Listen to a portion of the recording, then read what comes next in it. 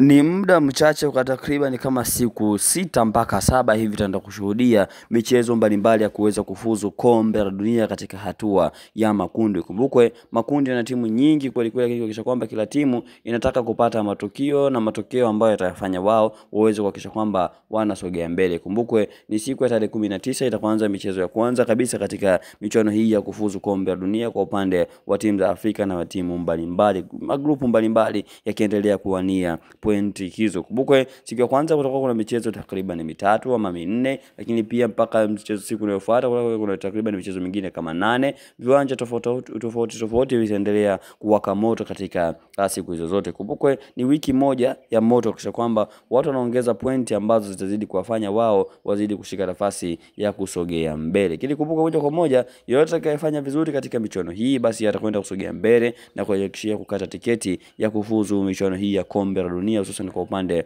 wa ngazi za virabu, upande wa ngazi za taifa. Kumbukwe hii ni raundi ya 5 katika michezo yote ambao kila timu inakwenda